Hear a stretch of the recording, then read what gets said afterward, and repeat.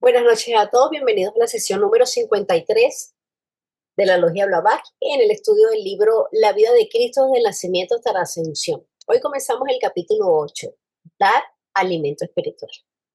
Nuevamente bienvenidos todos y adelante, querido Enrique. Gracias. Muchas gracias, Caro. Les doy una fraternal bienvenida a todos y cada uno de ustedes. Vamos a continuar con este interesante estudio bajo la modalidad de hacer un estudio comparado con las enseñanzas de los textos teosóficos que están contenidos en diferentes libros como La Voz del Silencio, Luz en el Sendero, Bhagavad Gita, la clave de la teosofía, etcétera, etcétera. Entonces, vamos a continuar. Estamos en el capítulo 8, eh, cuyo título es Dar alimento espiritual. Y vamos a ver lo que contiene el discurso eucarístico en Cafarnaúm o Copernaum, también conocido de esa manera en la Biblia. Como en el caso de otros instructores espirituales de la sabiduría perenne, Jesús también efectuaba manifiestos milagros con el objeto de atraer la atención de las gentes y abrir su intuición a verdades profundamente espirituales que de otra manera probablemente rechazarían por estar fuera de su capacidad de comprensión intelectual. Se trataba de hacerlos receptivos a ideas profundas concernientes a la vida espiritual o interna. Un ejemplo de esto lo tenemos en su discurso eucarístico a los judíos en la sinagoga de Cafarnaúm. Ahí tenía yo la definición de Cafarnaúm. Es la aldea o lugar de compasión, si mal no recuerdo. Bien, entonces he de aclarar que la señora Blavatsky dice que los milagros no existen, no son los llamados milagros, no son algo sobrenatural, sino algo que existe en la naturaleza y que aquellos que poseen el poder de poder realizar estos, estos actos, estas acciones que parecen, eh, digamos, algo fuera que son sobrenaturales, no, son propios de la naturaleza, pero por nuestro poco desarrollo psíquico, pues no podemos nosotros comprender esto, dado que no está en nuestra capacidad por el momento de poder nosotros realizarlo.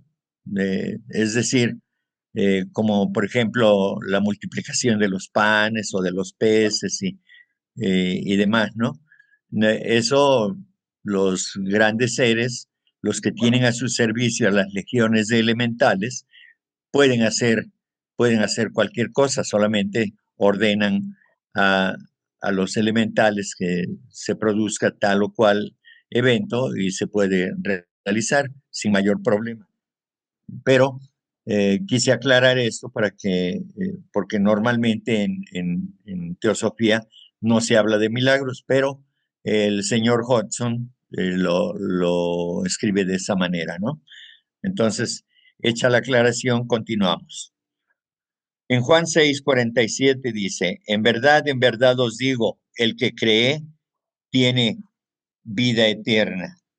Eh, el que cree es aquel que tiene convicción, que está convencido, que tiene la capacidad de comprender que aquello que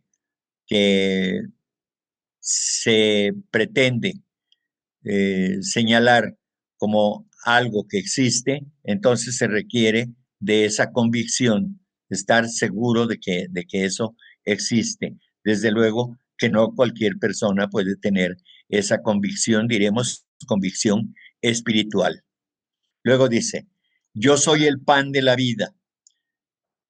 Recordemos que a Jesús debemos verlo como bajo el simbolismo de la intuición. de la conciencia espiritual elevada, que es la intuición, donde existe la razón pura, es decir, ya no se requiere de pensar como cualquier ser humano común y corriente puede hacer. Puede razonar, desde luego, como lo hacemos nosotros, haciendo un análisis de las cosas, pero para aquel que alcanza ese estado de conciencia de la intuición, ya no requiere del ejercicio de la mente, ya no requiere de la utilización de la mente para poder enterarse, para poder saber, conocer lo que está detrás de lo que se está viendo, o de lo que pudiéramos ver como seres humanos normales, vamos a decir. En el 49 dice, vuestros padres comieron el maná en el desierto y murieron. Bien. El desierto, recordemos que ya lo habíamos explicado anteriormente, significa la ignorancia, ¿sí? O la falta de un desarrollo espiritual, o sea, hay una ignorancia espiritual. Por eso dice, vuestros padres comieron el maná en el desierto y murieron. Y también aquí puede significar que es los principios inferiores que en el pasado creyeron en ciertas cosas y que desde luego esos principios inferiores murieron y con ellos murió ese maná que era el maná o el alimento de esos principios inferiores. O sea, lo del el principio emocional, la mente inferior y el cuerpo físico, obviamente, junto con el doble etérico. Bien. Luego dice, este es el pan que baja del cielo para que lo coman y no mueran. Aquí se refiere al, a la sabiduría espiritual, la cual es el mismo, ¿sí? Es la intuición, esa es la sabiduría espiritual. Luego, y vemos que efectivamente, una vez alcanzado ese estado de conciencia, se está liberando ya ese ser humano en ese estado de conciencia, se está liberando de las cosas de la materia y por eso ya vive en el espíritu y por eso no, no existe más la muerte para él, por convicción y también en la realidad, porque el espíritu no muere. Bien, luego dice, yo soy el pan vivo, bajado del cielo, o sea, el espíritu. Si uno come de este pan, vivirá para siempre, y el pan que yo le voy a dar es mi carne que yo daré por la vida del mundo. ¿Sí? Este es el poder espiritual que, que baja del cielo, metafóricamente hablando, ¿no? Es decir, baja de un estado de conciencia elevado y baja a la mente de los hombres para que se beneficien de él, para que comprendan que la enseñanza espiritual y el conocimiento de la misma y la práctica sobre todo de la misma, de esa ciencia espiritual, es lo mejor que puede ocurrirle a la humanidad, porque de esa manera está uniendo su vida de manera consciente a la vida superior espiritual. Luego dice, discutían entre sí los judíos y decían, ¿cómo puede éste darnos a comer su carne? Y entonces estos que estaban discutiendo, yo considero que eran los principios inferiores, el cuaternario inferior de la personalidad. ¿Sí? Luego en el 53 dice, Jesús les dijo, en verdad os digo, si no coméis la carne del Hijo del Hombre y no bebéis su sangre, no tendréis vida en vosotros. Entonces, aquí eh, considero que se refiere a las experiencias que debe tener el hombre, ¿no? La carne aquí son las experiencias, ¿sí? Y, y no bebéis su sangre es la sabiduría divina en este caso. Entonces, continuamos con el 54 y les voy a pedir que no olviden este precepto que dice, el que come mi carne y bebe mi sangre tiene vida eterna y yo le resucitaré el último día. Este lo vamos a desarrollar en la segunda parte de la charla, esta parte. Sobre todo, dice, resucitaré el último día. El último día es muy importante. Entonces viene la explicación del señor Hodgson y dice, tal como antes se hizo una distinción entre el agua física y el agua viva, recordemos el agua que sacó la samaritana del pozo. Así es en estos versículos, se hace una distinción entre el pan natural y el pan espiritual. Los israelitas, recuérdese, habían sido salvados de inanición, o sea, de hambre, en el desierto por medio del maná. Y recientemente las multitudes habían sido alimentadas por Jesús casi milagrosamente con solo 5 panes. En este discurso Jesús se identifica con el pan vivo o celestial o espiritual. Es claro que la palabra pan se usa simbólicamente y puede interpretarse que se refiere a la naturaleza inmortal del hombre y sus atributos divinos. En cambio, el pan físico se refiere a la naturaleza mortal del hombre y sus atributos perecederos, notoriamente el de la muerte inevitable. Desde luego se refiere al cuaternario inferior. Las palabras de Jesús pueden interpretarse, pues, como un consejo de comer pan vivo, o sea, participar en la vida de la naturaleza espiritual del hombre, que es inmune a la muerte. El que piensa y vive solamente como un hombre natural de carne y hueso está destinado a morir, mientras que el que se establece en la realización de su naturaleza espiritual sempiterna no morirá jamás, sino que vivirá para siempre en su yo real, es decir, en el espíritu. Jesús se ofrece, pues, como un mediador entre estos dos aspectos del hombre, el divino o Padre en el cielo o Padre en secreto, y el corporal cuya naturaleza es la única que es normalmente consciente. Estos versículos pueden leerse, pues, como una enseñanza concerniente a la constitución del hombre, o sea, la constitución septenaria, y también como una exhortación al descubrimiento de sí mismo. Metafóricamente, Jesús se proclama él mismo como un compuesto de aquella carne y sangre que otorga vida inmortal a quien la consume. Es decir, materia y espíritu se unen, pero la materia ya evolucionada, ya llevada al máximo grado de su utilización para que sea un fiel servidor, un confiable servidor del Espíritu. Y es el caso de Jesús, que era la manifestación de una personalidad que le dio cabida o le dio, le dio cabida a, al gran ser conocido en Occidente como el Cristo y conocido en Oriente como el Señor Maitreya, ¿sí? Entonces, este gran ser ocupaba el cuerpo purísimo de Jesús para manifestar sus enseñanzas. No hemos de olvidar también que eh, el propio Maestro Jesús, también él mismo daba sus propias enseñanzas, desde luego. Bien, entonces esa es la dualidad que podemos ver aquí entre ambos.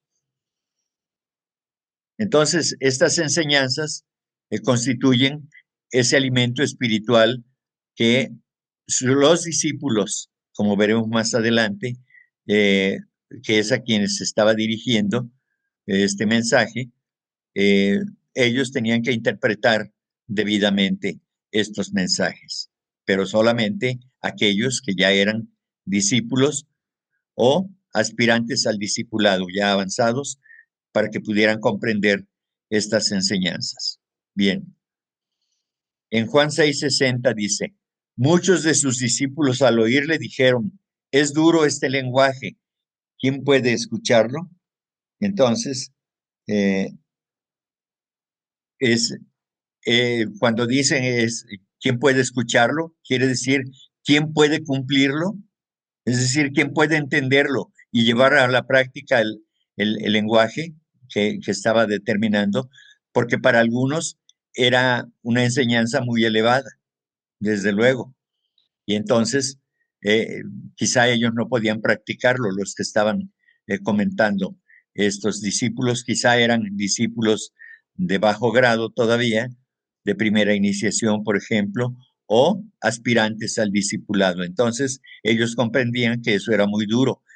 Y aún siendo discípulos aceptados, ya como se dice en las escrituras, un discípulo en el corazón del maestro, saben que esas son eh, enseñanzas o que constituyen reglas muy estrictas, que son muy difíciles de cumplir. Entonces, por eso dice, ¿quién puede escucharlo? Es decir, ¿quién puede entenderlo? ¿Quién puede comprenderlo? Y más allá, ¿quién puede practicar todo esto? Y luego en el 61 dice, sabiendo Jesús en su interior que los discípulos murmuraban por esto, les dijo, ¿esto os escandaliza? Es decir, que Jesús tenía el desarrollo del poder de la clarividencia y él podía ver todo lo que eh, manifestaban en el pensamiento sus discípulos. Luego la explicación del señor Hodgson dice, esto indica que muchos de sus oyentes tomaban literalmente las palabras de Jesús, que no eran discípulos desde luego. Pero si consideramos a Jesús no solamente como un personaje histórico, sino también como una representación del Cristo en nosotros, el místico poder y vida y conocimiento del hombre espiritual, entonces se vuelven inteligibles las palabras de Jesús manifiestamente difíciles, ¿sí? Difíciles de comprender y sobre todo difíciles de cumplir en la práctica. En los templos de los misterios en Egipto, aquí también vamos a hablar más ampliamente un poquito, vamos a ampliar la información acerca de los misterios del que se habla acá. Dicen, los templos de los misterios en Egipto, Grecia y otras civilizaciones más antiguas, el conocimiento de la naturaleza, tanto de la muerte física como de la vida eterna y la resurrección, eran temas centrales de estudio. Los que han estudiado la filosofía antigua y las breves declaraciones sobre el tema de la muerte, de lo que dejaron constancia algunos iniciados de esos templos, poseen indicios de ciertas ceremonias, tales como aquella en que el iniciado caía en éxtasis o muerte, entre comillas, figurada. Mientras su cuerpo estaba inconsciente, su yo interno, libre del cuerpo, estaba plenamente consciente de su propia naturaleza inmortal, de su ser divino y eterno, y, por tanto, de su inmunidad a la muerte. Los que escucharon la plática de la semana pasada, en el sábado y el martes también, relacionada con el coronel Olcott, recordemos que cuando la señora Blavatsky entraba, digamos, en un estado cataléptico o de, o de una aparente muerte, era porque ella estaba en los otros planos, en el plano mental superior, recibiendo sus iniciaciones o una de sus iniciaciones, pero el cuerpo permanecía inerte durante todo ese tiempo, pálido, frío, así tal como un cadáver. Entonces, a esto se refiere. El, el hilo, el hilo de plata no se rompía, desde luego, porque tenía que continuar en el caso de Blavatsky. Y así con todos los que reciben las iniciaciones, entran en una especie de estado de trance. ¿Sí? Bien. Luego dice, al regresar a su cuerpo o resucitar de entre los muertos, el iniciado recordaba las experiencias por las que había pasado. De ahí en adelante, la muerte no guarda para él terror alguno, pues sabe por experiencia propia que él mismo no puede morir, es decir, el espíritu encarnado no puede morir. En las ceremonias de los misterios menores, todo esto se hace simbólicamente y la muerte es apenas figurada y no implica pérdida de conciencia. Al contrario, es cuando más consciente está el discípulo, el que va a recibir la iniciación. Al recordar estas tradiciones de los antiguos misterios y leer estos versículos, se nota un estrecho parecido entre las dos fuentes de conocimiento, lo cual apoya la posibilidad de que los actos y enseñanzas de Jesús durante esta parte primera de su ministerio pueden referirse a las enseñanzas secretas que se daban en los templos de los antiguos misterios. De otra manera, resultaría incomprensible una lectura literal de las palabras de Jesús. No olviden la palabra misterios tampoco, porque vamos a hablar de ello de una manera más amplia. Luego en Juan 6:66 dice, desde entonces muchos de sus discípulos se volvieron atrás y ya no andaban con él. Es decir, aquellos que no tuvieron la capacidad de poder seguir estas enseñanzas, se retiraron, no pasaron la prueba, como quien dice, ¿sí? Y entonces, pues ya no andaban más en ese estado de conciencia elevado, ¿sí? No lograron alcanzar el grado sexto, digamos, el grado de la intuición. Y por eso ya ellos quedaron separados porque no podían comprender, porque no alcanzaban esas alturas espirituales y no eran para ellos. Entonces, por eso dice, muchos de sus discípulos se volvieron atrás y ya no andaban con él. Es decir, no pudieron seguir estas enseñanzas. Si se pregunta por qué Jesús hablaba de sí mismo en términos que inevitablemente alejaban al público y también a algunos de los discípulos, puede contestarse que esos son los efectos de las enseñanzas internas, las cuales, por tanto, no son adecuadas sino para ciertos grados avanzados. Estas enseñanzas no son de ninguna manera apropiadas para la humanidad en general, pues si bien a algunos neófitos capaces de comprenderlas les benefician, al público pueden parecerle habladurías sin sentido o egotistas, pretensiones de una misión divina. Vamos a pasar a una presentación que hice para complementar el trabajo que hicimos y hacer el estudio comparado de lo que acabamos de leer y de explicar. Bien. Entonces, para explicar lo del el versículo 54, que dice que en el último día eh, eh, yo resucitaré, entonces tenemos que irnos al origen de todo esto. Vemos ahí, por ejemplo, el término Sutratman. Es un término sánscrito, es Sutratman o Sutratma, que literalmente significa el hilo del espíritu, que es el ego inmortal, la individualidad, es decir, la mente superior, que somos nosotros, que se reencarna en el hombre, una vida tras otra, y en la cual están ensartadas como cuentas de rosario en un cordón sus innumerables personalidades, el aire universal que sostiene la vida, Shamasti Pran, la energía universal. Es el hilo argentino que se reencarna desde el principio hasta el fin del Manvantara, ensartando en sí misma las perlas de la existencia humana o, en otros términos, el alma espiritual de cada personalidad que sigue de un extremo a otro del peregrinaje de la vida. ¿Sí? Entonces, cuando Jesús dice que estará con ellos hasta el último día, se refiere a que en esta inmensa cadena de encarnaciones, hasta que llegue a su punto final, hasta que llegue a ubicarse ese ser humano de tal manera que su estatura espiritual ya no requiera de encarnarse una vez más, de estar en el círculo de necesidad, es decir, el círculo donde es necesario volver a encarnar para continuar el trabajo, para aniquilar todo el pesado karma que hemos adquirido, que hemos generado durante toda esta larga cadena de encarnaciones, ¿sí? Por eso quise explicar lo que significa el sutradma, que es el hilo del espíritu, es el hilo plateado que en cada encarnación, al término de cada encarnación, se rompe, pero ya lleva guardada toda la información de esa y de las anteriores encarnaciones.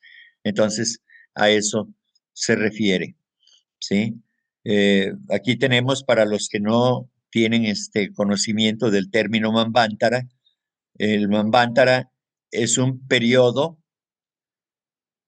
o que se le conoce como el día de Brahma, y consta el día de Brahma o un Manvantara, consta de 4.320 millones de años, ¿sí?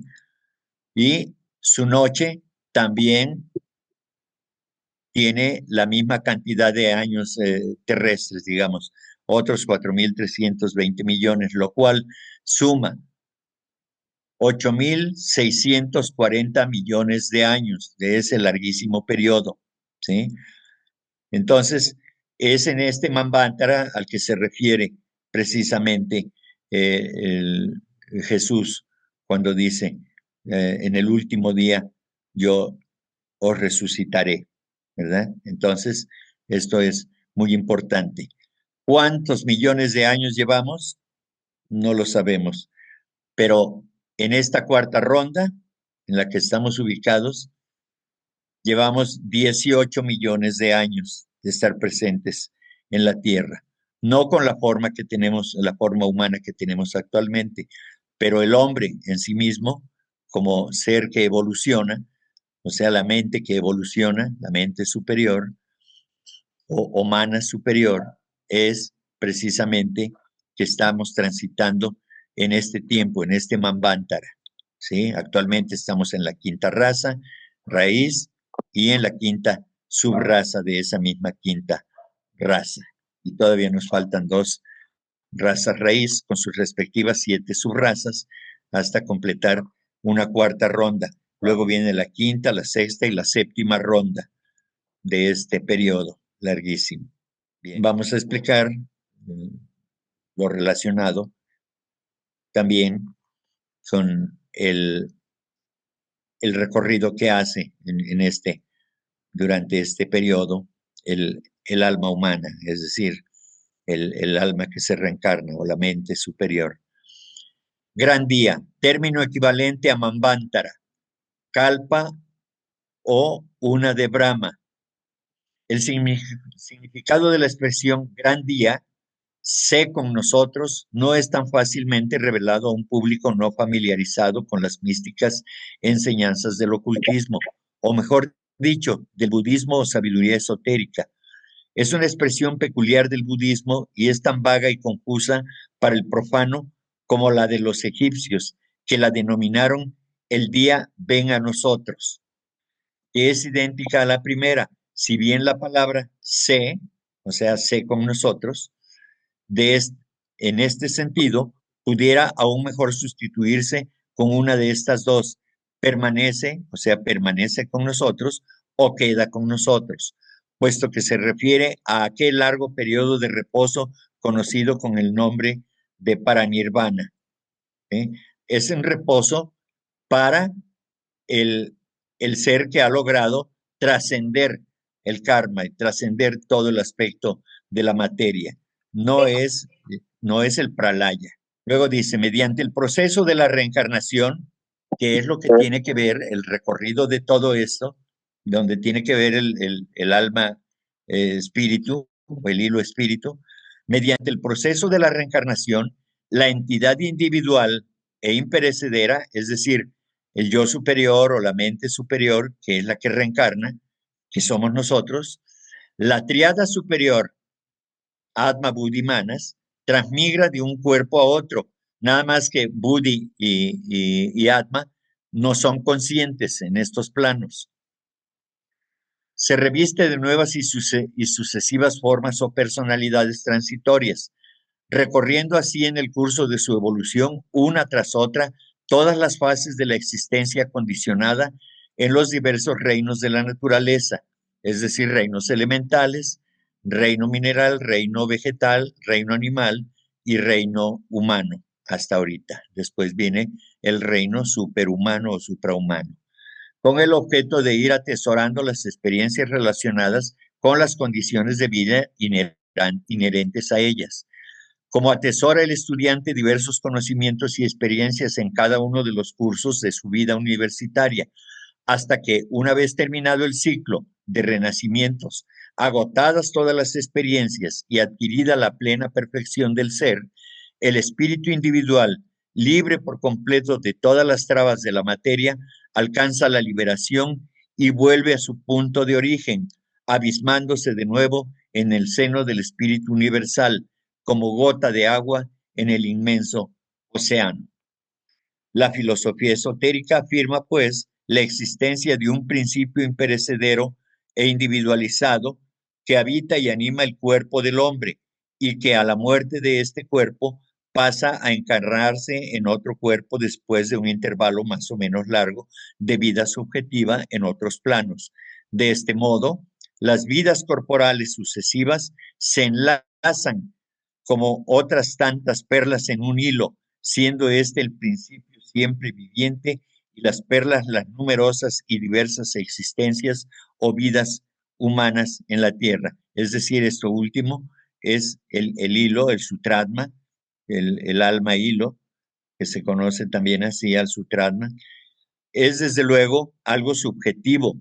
No imaginemos que va a existir, por sutil que fuera, algo que existiera donde se van engarzando como cuentas de un collar nuestras encarnaciones o nuestras vidas o nuestras eh, sucesivas a lo largo de todo este inmenso periodo de vidas o de encarnaciones que habremos de tener y que ya hemos tenido desde luego.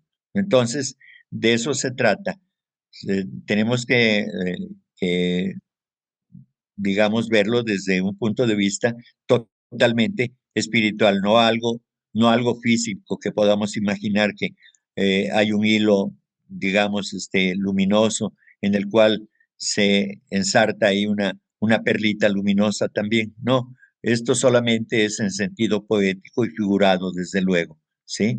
Entonces aquí tenemos, vamos aclarando cómo el alma humana, el ser humano, la mente humana, se va reencarnando a través de un larguísimo periodo, a través de diferentes encarnaciones y que vamos adquiriendo experiencias de todo tipo para ir comprendiendo el sentido de la vida, desde el origen, de dónde venimos, quiénes somos y hacia dónde vamos.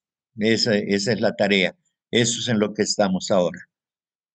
Luego, en la voz del silencio dice, estás ya iluminado, elige tu camino.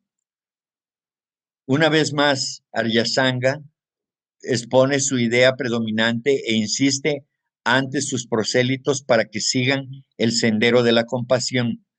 Dice que no es posible abandonar a nuestros hermanos mientras estén sufriendo. Hemos ya considerado este asunto del sufrimiento con toda amplitud y hemos advertido que aun cuando el Arhat, o sea, un iniciado de grado superior, sigue trabajando en un mundo lleno de sufrimientos, su conciencia en los planos superiores conoce la gloria que está inmanente en todo, conoce las cimas de felicidad que todos los hombres deben alcanzar infaliblemente, de manera que es imposible para él sufrir como sufre el hombre ordinario en su limitada visión de la gloria de la vida. El Arhat, a quien aquí se le dirige la palabra, llamándole Bodhisattva, puede participar en el cántico triunfal del Señor Buda, también expresado en la luz de Asia. Es decir, que eh, aquí el señor Aryasanga expone todo esto a sus discípulos también para que eh, de una manera clara se comprenda precisamente lo que decía de las experiencias, lo que dejan las experiencias de la vida. en cada encarnación. Esto es lo que está expresado en la luz de Asia. Dice, no estáis atados, el alma de las cosas es suave, el corazón del ser tiene una paz celeste, la voluntad es más fuerte que el dolor, lo que era bueno se torna mejor y después excelente. Yo, Buda, que lloré todas las lágrimas de mis hermanos, yo, cuyo corazón fue roto por el dolor del mundo entero, río y soy feliz, pues hay libertad. Es decir, el señor Buda alcanzó la liberación. Y esa liberación es por la que estamos trabajando todos, de manera consciente o de manera inconsciente. Aunque no lo sepamos, estamos siguiendo ese sendero. Hay una luz que nos guía, que es la luz del espíritu. Y es a través de los deseos que luego se convierte en voluntad divina, debemos continuar nuestra lucha para ascender a los niveles espirituales. Cuando Aryasanga insiste ante sus prosélitos para que permanezcan inegoístas hasta el fin sin término, emplea una expresión notablemente similar a la frase que en el cristianismo se traduce mundo sin fin. La expresión latina es in secula seculorum, en la edad de las edades. Significa hasta el fin de nuestro grupo de mundos, o tal vez el fin de nuestra presente cadena. Es a lo que se refiere, en el último día os resucitaré. Lo que se nos sugiere es que debemos permanecer en contacto con la humanidad hasta que se haya completado el trabajo del presente ciclo humano y la humanidad haya llegado a su meta. Y es lo que prometió el Cristo, ¿sí? Prometió regresar y aquí lo dice claramente, yo estaré contigo hasta, hasta el fin de los tiempos y yo resucitaré en el último día, ¿no? Precisamente a esto se refiere, es lo que yo considero. Por eso elegí estos textos. Escucha, desde el vórtice profundo e insondable de aquella áurea luz en que se bañaba el vencedor, elévase la inarticulada voz de la naturaleza entera, pregonando con 1000 acentos. Regocijaos, hombres de mi alma. Mi alma es la tierra. Un peregrino ha vuelto de la otra orilla. Ha nacido un nuevo arján, un nuevo gran iniciado. Un peregrino ha vuelto de la otra orilla significa evidentemente que alguien ha alcanzado el nivel más alto, pero que ha elegido, sin embargo, seguir trabajando entre los hombres en este mundo. Generalmente pensamos en la otra orilla como sinónimo de la quinta iniciación, no de la cuarta, pero en este caso la palabra empleada en sentido limitado. Aryasanga termina con la salutación. Bien, entonces es precisamente, esto viene en la voz del silencio también, ¿sí? Aquí se le dice al discípulo, pero a un discípulo que va a alcanzar la estatura del Buda, no a cualquier discípulo, no el que está buscando la primera iniciación, sino un discípulo que alcanza el budado en este caso, o en el caso del Cristo, ¿verdad? Entonces, eh, cuando se libera, cuando llega el momento de la liberación del karma, es que se ha apartado completamente de la materia. Pero como aquí dice, ¿sí? Un peregrino ha vuelto de la otra orilla, ¿sí? Es decir, de la orilla de la materia ha llegado a la vida totalmente espiritual. Pero ¿qué es lo que sucede?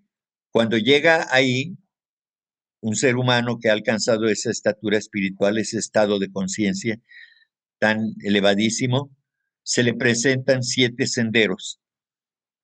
Y uno de ellos, el primero de ellos es ir, como ya se dijo antes, a, a descansar en el nirvana, ¿sí? Pero este gran ser desecha esa posibilidad y entonces toma el otro sendero, el sendero del autosacrificio, el sendero de la renunciación, que es la compasión por la humanidad que gime de dolor en este plano, en este valle de lágrimas, como se dice en la cristiandad, ¿sí? Y es entonces precisamente que se quedan en conciencia, desde luego, pero se quedan en los planos superiores de la tierra, los budas, para desde ahí continuar ayudando a la doliente humanidad. Adelante. Y estos seres se convierten en nirmanakayas. ¿Y qué es un nirmanakaya? Literalmente significa cuerpo, envoltura o vestidura libre de egoísmo. Es aquel que ha purificado todo su ser de un modo tal que ha llegado a sobreponerse a la divina ilusión, a la ilusión de Bachani. O sea, el Devachani es un habitante del Devachan, del estado de conciencia al que vamos, digamos, durante algún tiempo, sea prolongado o sea corto, todos aquellos que tenemos el mérito para poder estar. De hecho, no hay nadie que no tenga algún mérito que le permita estar, aunque sea un minuto, en ese estado de conciencia. Bien, del Devachan. Es un estado de conciencia, no es que vayamos a un cielo y que allá encontremos a nuestros amigos y demás.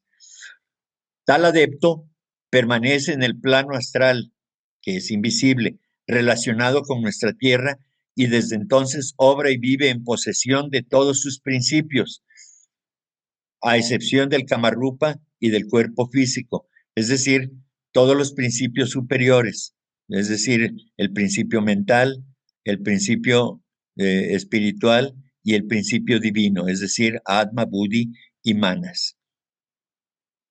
Y entonces con esa plenitud de una conciencia tan elevada, pues actúa desde ahí, de esos planos, actúa en los planos a los que tenemos accesos, haciéndonos llegar mensajes de esperanza, mensajes de fortaleza. Estos grandes seres, el señor Buda no está solo, él forma parte de, de un grupo, digamos, de grandes iniciados que están enviando sus pensamientos, sus sentimientos de compasión hacia la humanidad y nos fortalecen, ¿sí? Para que podamos continuar en este tortuoso camino que está lleno de miseria, porque nosotros mismos la hemos generado. Somos nosotros los creadores de nuestras propias circunstancias y entonces de esa manera es como ellos nos ayudan para que nosotros podamos mantenernos de pie por lo menos, si no erguidos, por lo menos de pie para continuar en este sendero de la vida. Una. El avatar que ahora es el gran maestro del mundo, es decir, el señor Buda, quien vino directamente de Dios al hombre y mantiene abierto el camino que lleva del hombre a Dios para todos los que quieran seguir sus pasos, prometió permanecer con nosotros hasta el fin del eón, es decir, del ciclo, de un gran ciclo de tiempo, y hacerse visible de nuevo al hombre en los mundos etéreos. Todos los que sufren tan profundamente que casi se desprenden de los lazos físicos saben que esta promesa está siendo cumplida. Es decir, cuando dice que vino directamente de Dios, quiere decir que vino de los planos, del plano divino, del plano más elevado, a cumplir una misión para con la humanidad, para ayudarnos. Y entonces el Buda, decía yo, pertenece a un grupo de seres grandiosos, llenos de luz, que ayudan a la humanidad a través de sus pensamientos, a través de su simpatía hacia la humanidad, y eso nos fortalece, nos orienta, nos conduce, nos lanza hacia adelante. No, ellos no permiten que nosotros nos estanquemos, que quedemos varados allí sin saber nada que hacer. Dentro de toda la confusión que reina en nuestro plano, ellos nos ayudan, ellos nos dan luces y desde luego que estas enseñanzas que aquí repetimos, tratamos de repetir o tratamos de aclarar, algunas veces con mucha dificultad, porque tratamos de comprender estas enseñanzas y explicárselas a ustedes. Y hay, desde luego, quienes tienen una mayor capacidad para poder hacer más claro este conocimiento que otros. Así es, pero todos estamos tratando de hacer algo por ayudarnos entre nosotros. Luego dice, el Cristo vive y se mueve en los planos internos o más elevados del ser, pasando de uno a otro y asumiendo diferentes formas de acuerdo con el mundo en que se halla. El largo frente de batalla es terrible en el plano físico, más terrible aún en el mundo astral y revela una pavorosa y aterradora belleza en el mundo mental. Entonces, terrible, esto último, y pavoroso para los que no tenemos ese conocimiento, porque no podemos nosotros, digamos, soportar tanta belleza, tanto amor, tanta compasión, porque no la comprendemos, desde luego, y nuestra mente se conturba, por supuesto, ¿sí? Entonces, en el mundo astral, es para quien está desencarnado y tiene que pasar por el mundo astral, pues desde luego que si tiene que agotar energías que fueron generadas eh, en el mundo o en el plano de las emociones, que pueden ser terribles, entonces en el mundo astral se manifiestan, pero la sensibilidad aumenta cientos de veces. Como sentimos aquí el sufrimiento, se multiplica, se centuplica en ese plano. Entonces, por eso dice el más terrible aún en el mundo astral, ¿sí? Y él, el Cristo y el Buda pueden ver todo eso y pueden sentirlo, pero ellos ya no les daña, por supuesto, ¿sí? La victoria, dice el Bhagavad Gita, que por la ejecución de acciones la gente conquista los mundos perecederos, pero que el hombre de comprensión alcanza mediante el conocimiento superior, desde luego, la gloria perdurable, pues no hay otro camino hacia ella. Lo cognoscible ha llegado entonces a ser pequeño, según lo expresa Patanjali al final de los aforismos de yoga, y estando centrada el alma en sí misma ha llegado al aislamiento porque es la separación del mundo de la materia. La muerte es absorbida en la victoria, pues el ego se ha elevado por sobre el renacimiento y se ha vencido a sí mismo de tal manera que puede permanecer sin vacilación alguna en presencia de los maestros.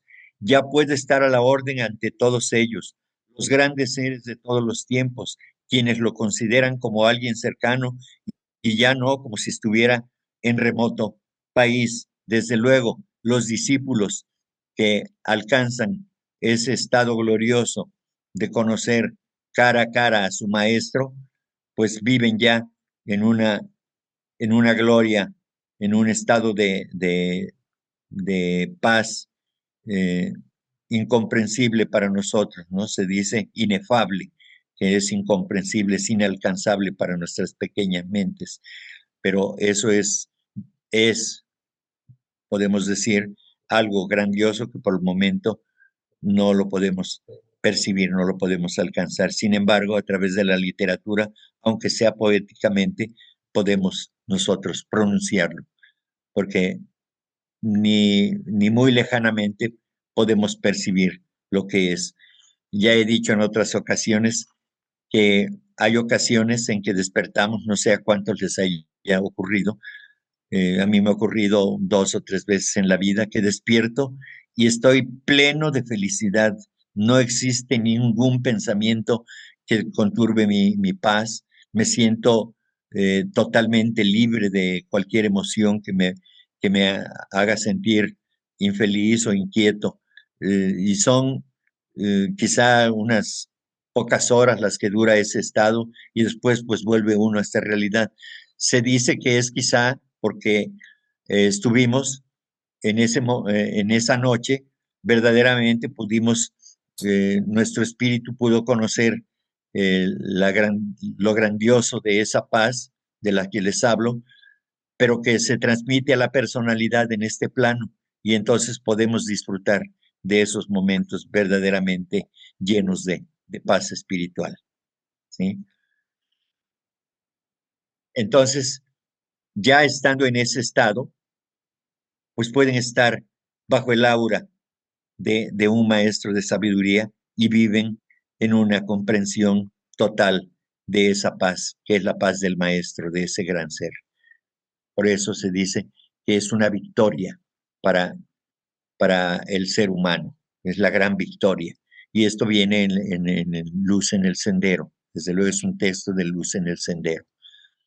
Luego dice, pero la puerta de la liberación no está abierta aún, puesto que todavía tiene que ser levantado el velo tendido sobre todas las naciones. Todos deberemos ser cambiados, todos debemos ser modificados. La victoria es para la raza y el discípulo que ya venció y se halla presto a pasar a la gloria, se convierte en el humilde servidor de quienes no han principiado aún a buscar la luz y trata de ayudarlos a encontrar el camino. Muchos serán purificados y lavados y puestos a prueba. Ninguno de los malvados comprenderá, pero el sabio comprenderá. Bueno, este texto encierra grandes mensajes, ¿no? Dice, pero la puerta de la liberación no está abierta aún, puesto que todavía tiene que ser levantado el velo tendido sobre todas las naciones. Todos deberemos ser cambiados, todos debemos ser modificados. La victoria, aquí está lo importante, es para la raza, es decir, que nosotros formamos parte de ese todo llamado la raza humana. Y entonces, mientras ese todo del cual somos parte siga sufriendo, entonces la misma ley de compasión nos obliga, aunque ya estemos liberados, pero nuestros hermanos o los hermanos que somos nosotros de esos grandes seres, seguimos aquí atrapados en la miseria espiritual y es entonces que esa victoria tiene que consumarse al final de los tiempos una vez que toda la humanidad se haya salvado, cuando todo haya terminado. Y que como dijo el Cristo en la cruz, consumatum es decir, todo se ha consumado cuando el gran ciclo termine para la raza humana de la cual formamos parte. ¿Sí? Entonces, repito, lo que los grandes seres, los grandes maestros de sabiduría como el Buda, el Cristo y los grandes maestros que existen en esa jerarquía, siguen ayudando a la humanidad, aunque nosotros no lo sepamos, aunque nosotros no lo comprendamos, aunque nosotros no sepamos cómo lo llevan a cabo, pero lo están haciendo hoy en día. Sobre todo en estos tiempos que estamos apenas sobrepasando los 5,000 años de la edad o la era Kali Yuga, que consta de 432,000 años, de los cuales apenas llevamos 5,000. ¿Sí? He de aclarar también que no toda la raza humana está pasando por esta era del Kali Yuga. Ciertas naciones, pudiera yo decir, como las naciones del Medio Oriente que están en constante guerra, en constante sufrimiento, y todos los países que están muy atrasados, estamos todos esos países viviendo la edad negra, la edad del Kali Yuga. Kali Yuga quiere decir la edad negra. ¿Sí? Entonces, sin embargo, todo lo que se haga en este tiempo, en estos 427,000 años que nos faltan, todo lo que se haga como un esfuerzo, grande o pequeño, el resultado para quien esté dispuesto a hacer esos sacrificios, se le compensará de una manera, digamos, muy grande, porque el esfuerzo que estamos haciendo, el luchar con lo más tremendo de la materia en estos tiempos, es de reconocimiento kármico, es un mérito kármico muy grande y entonces todos aquellos que logren ir superando sus problemáticas personales en esta época, durante estos 427,000 años que faltan o ya que llevamos recorrido y demás, pues será premiado, desde luego, será compensado de una manera importante, más que como si estuviéramos en cualquier otro periodo. porque la, la, la influencia kármica es muy pesada en este momento durante todos esos 432.000 años, y entonces todo esfuerzo que se haga por salir y se avance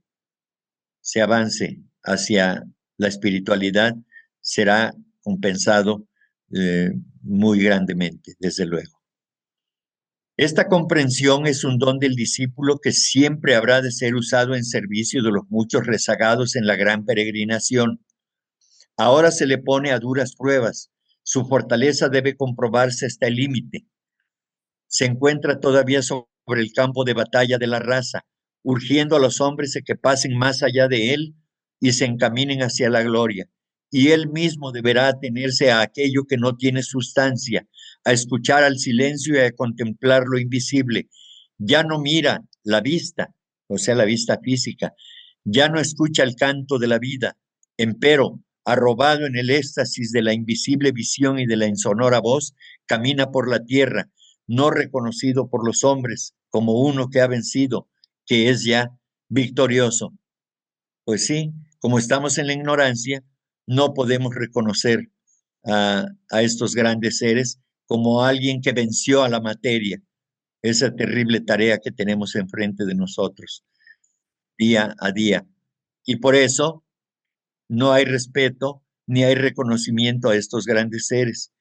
Se les ve y se les falta el respeto cuando estamos pidiendo a través de nuestras oraciones que se nos dé tal o cual cosa material para que nosotros salgamos adelante, en lugar de que nosotros los reverenciáramos y dijéramos, Señor, aquí estoy y hoy trataré de poner mi granito de arena para que el mundo sea mejor, pero no lo hacemos. Siempre estamos pidiendo, llenos de egoísmo y de egotismo personalísimo, siempre estamos pidiendo algo a los seres, a los santos seres, al Buda, al Cristo, en lugar de estar ofreciendo nuestro sacrificio.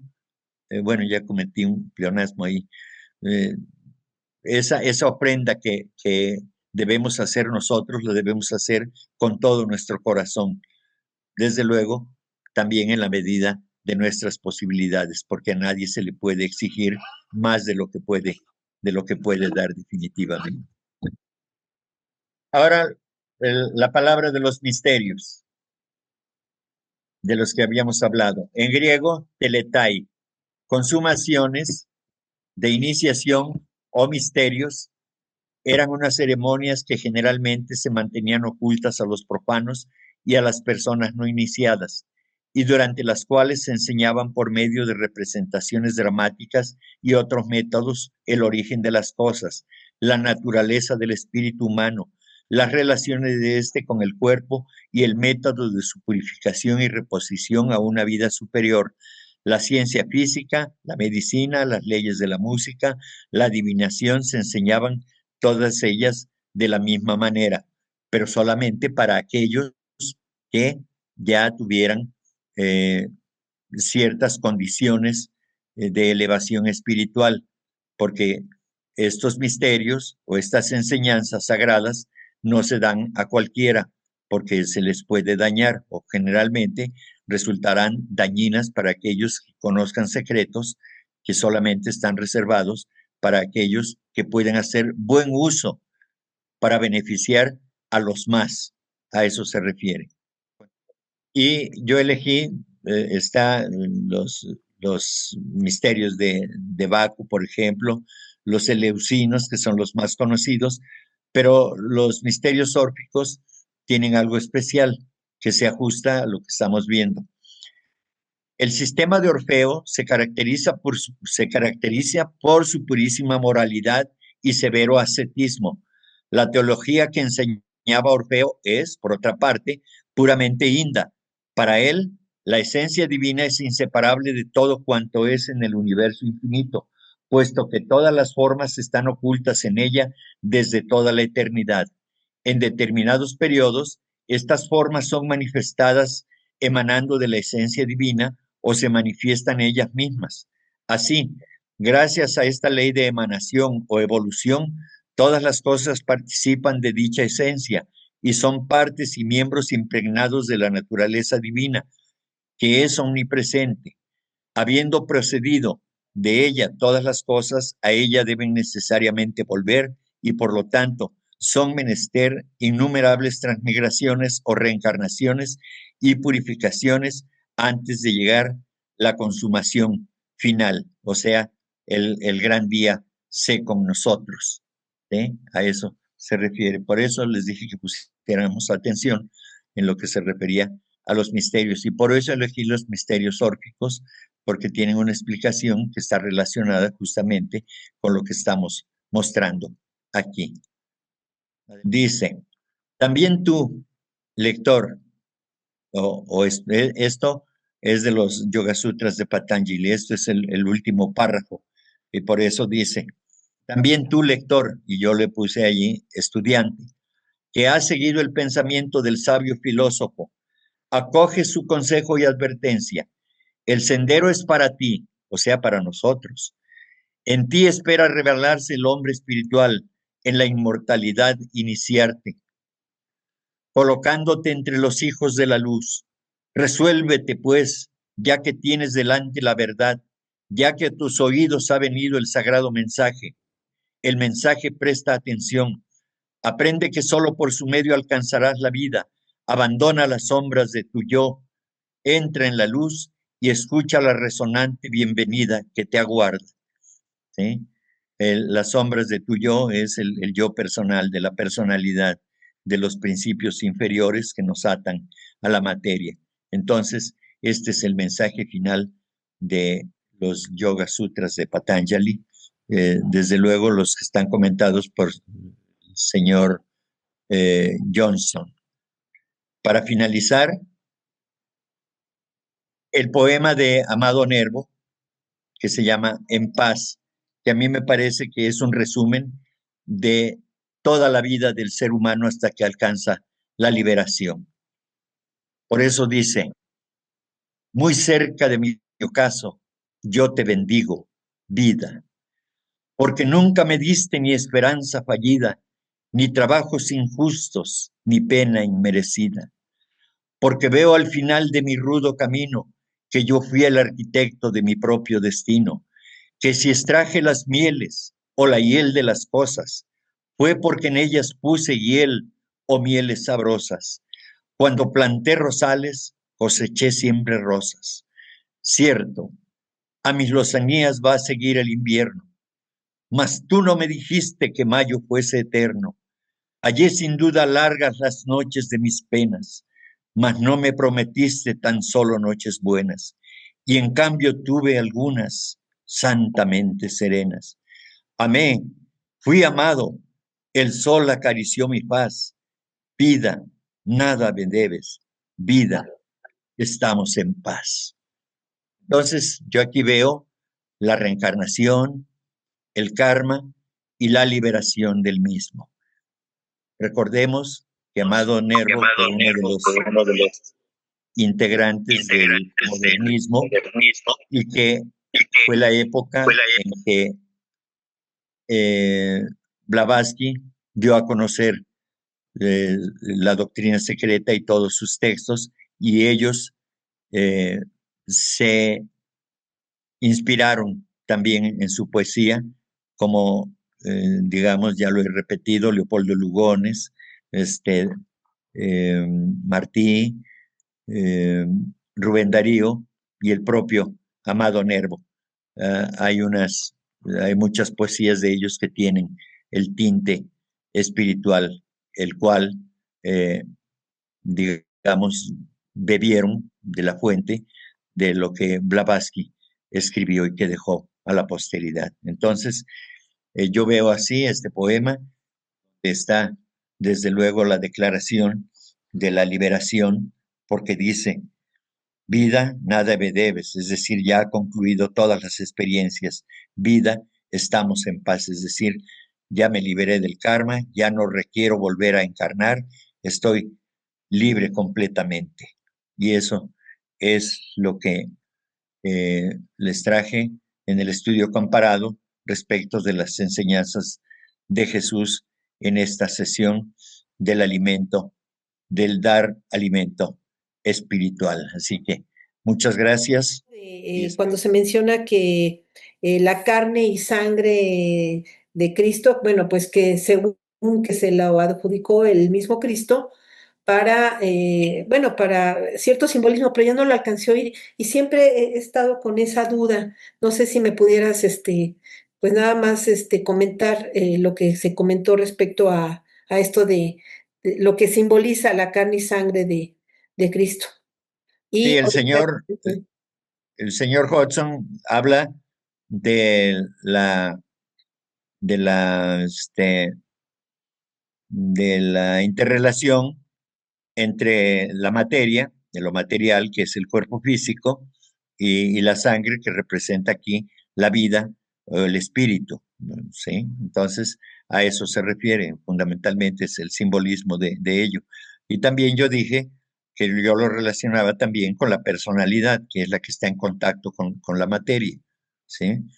Entonces, de, coman de mis experiencias, aliméntense de mis experiencias, ¿no? De las experiencias que he tenido en este plano y en este cuerpo físico de la materia, ¿sí? Y entonces eso nos lleva a a la contraparte, que es la vida espiritual, que es la sangre. Es decir, también ahora pueden alimentarse de mi sangre, es decir, del espíritu, ¿sí? Porque recordemos que Jesús es la intuición, es decir, el alma espiritual. A eso se refiere.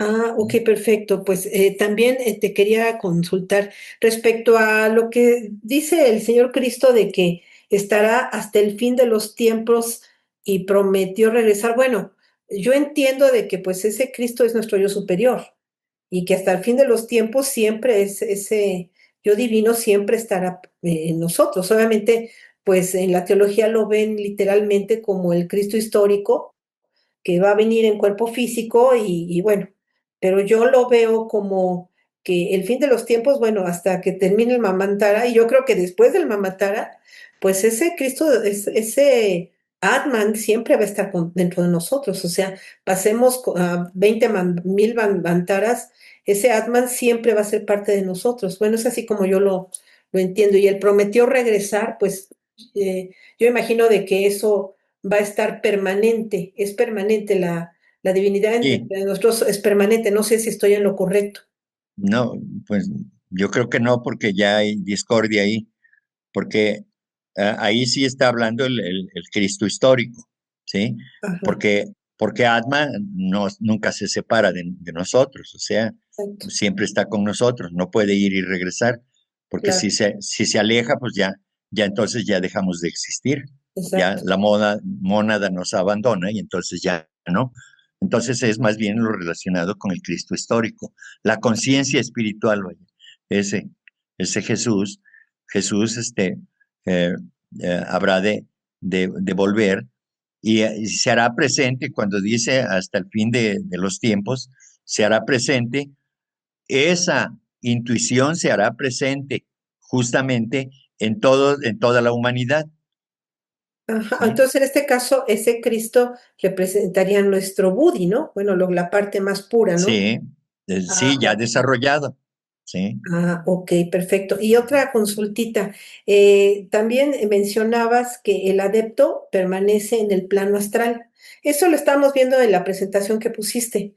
Pero Sí, bueno, no sabemos que el plano astral, pues todavía es un poco, la materia astral es densa en los 7 subplanos y hasta el mental, obviamente, pues es más sutil, más luminosa, ¿no? Pero me llamó la atención que decía que los maestros, bueno, pues no tienen cuerpo físico, obviamente. Obviamente que si es necesario, pues tomarían el cuerpo de un discípulo muy puro. Eso, pero en un caso así muy, muy especial, ¿no? Para alguna misión o algo, pero ellos que se encuentran en el plano astral, donde pueden, aquellos desencarnados o encarnados con el merecimiento o la vibración correcta, que puedan ellos percibirlos, ¿no? Pero yo pensaba que estaban arriba del mental, no en el astral. a ver, en la explicación yo dije que ellos tenían conciencia de esos planos, Ujú. ¿sí? Tanto del plano físico donde estamos como del plano astral, que es un plano de conciencia también. O sea, ellos perciben nuestro estado de conciencia, el plano emocional o astral, a través del Kamarupa, ¿sí? Ujú. El cuerpo de las emociones y de las pasiones, el cuerpo físico y también en el plano mental, ¿sí? Entonces Ok. ellos tienen conciencia de ellos pueden estar en todos los planos sin Ajá. necesidad de que sufran una experiencia dolorosa para ellos. Claro. Ellos están libres del sufrimiento ya, ¿sí? Entonces ellos perciben el sufrimiento en nosotros, en esos planos. Ah, ok, Y, ok.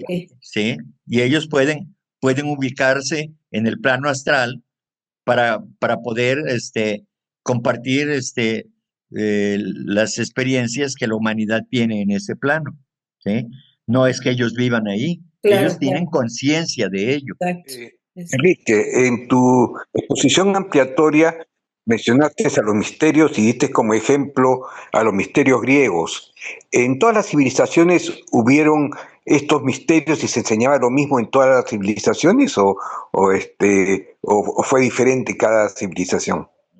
Sí, desde luego, en esas civilizaciones grandiosas, pues siempre existieron iniciados y siempre tuvieron sus misterios, es decir, sus enseñanzas secretas y muy elevadas desde el punto de vista espiritual. Pero los más famosos, pues son los de Baco, los de Eleusis, eh, los de Orfeo y estos que no recuerdo, ¿no? Pero así es. Bueno, en varias partes de la Biblia, Jesús habla sobre el tema de la fe, ¿no? Yo lo Sí, relaciono mucho al creer. Y recién ahora la ciencia está encontrando en la física cuántica la, a la llave que creo que explica esto, ¿no es cierto? Que primero nuestra mente puede crear. Ya Blavatsky en la doctrina secreta habla de Kriya Shakti, donde nuestros hermanos creaban con la mente. Y ahora, a través de la física cuántica, estamos entendiendo recién el que nuestra mente puede crear.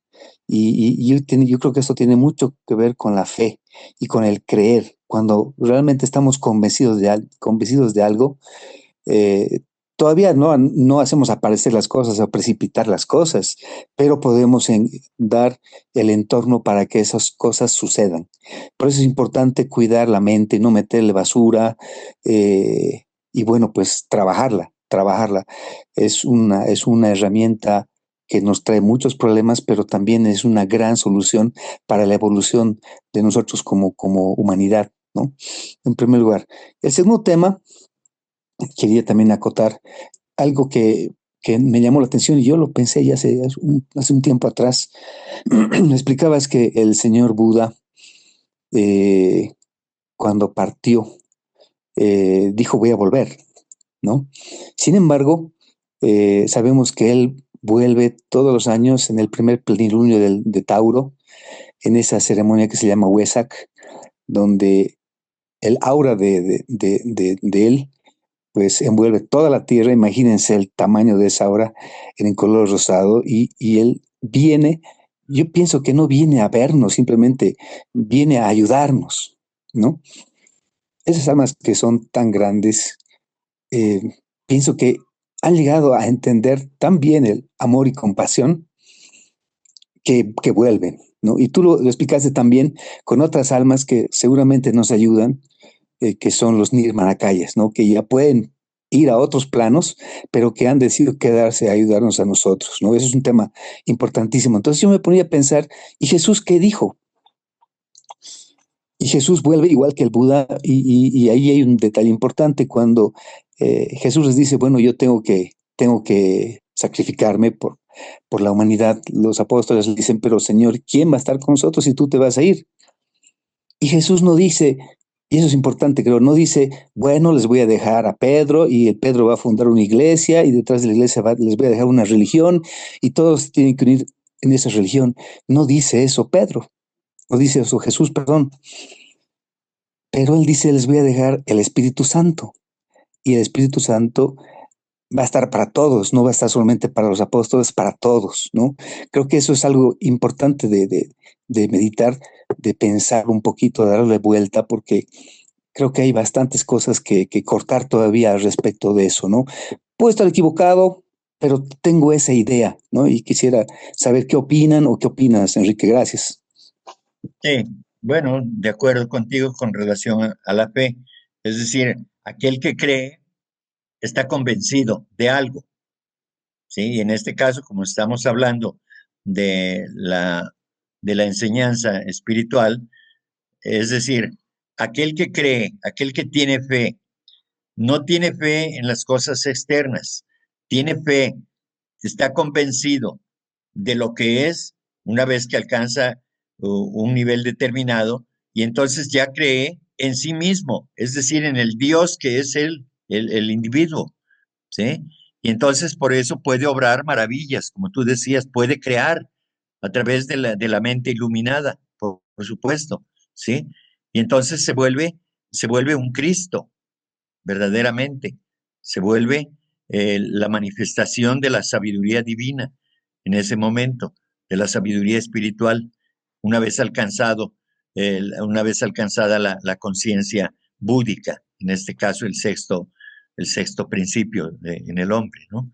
¿Sí? Que es el alma espiritual, despierta a donde se ubica el alma espiritual, digo, como estado de conciencia, ¿no? Y eso, y eso es así. Por lo demás, bueno, pues sí, desde luego estoy de acuerdo con tus comentarios en respecto de las otras enseñanzas y demás, ¿no? Y bueno, pues tenemos este, eh, la declaración del Cristo, pues es muy significativa, ¿no? Este, eh, cuando dice que volveré, ¿no? Bueno, pues sí, sabemos que los grandes seres, como el Cristo, ya no el Buda, pero como el Cristo, aparecen de tiempo en tiempo para, eh, para reavivar, digamos, alguna filosofía esotérica, ¿no? Como es el caso de Jesús que apareció en el momento que la humanidad estaba muy descarriada ya moralmente, ya estaba derrumbada, y entonces llegó para levantarla con sus nuevas enseñanzas, como lo hizo Krishna también en su momento, y como lo hizo el propio señor Buda. Entonces estos grandes seres aparecen por ciclos. La humanidad es la que va determinando. No hay ciclos predeterminados, sino que cuando la humanidad se está desviando hacia la inmoralidad total, es entonces cuando aparecen por volver a sembrar las semillas o señalar nuevamente el sendero de diferentes maneras, desde luego, dependiendo de la época en que aparezcan y de acuerdo a las circunstancias o a las características que tenga esa humanidad particular, son el tipo de enseñanzas o la forma que las enseñanzas espirituales habrán de manifestarse. Eso es lo que yo veo, es lo que creo o lo que recuerdo de lo que he leído, he estudiado. Entonces aquí damos por cerrada la sesión número 53, agradeciéndoles como siempre su presencia, su participación y sobre todo su paciencia. Les deseo lo mejor, nos vemos la próxima semana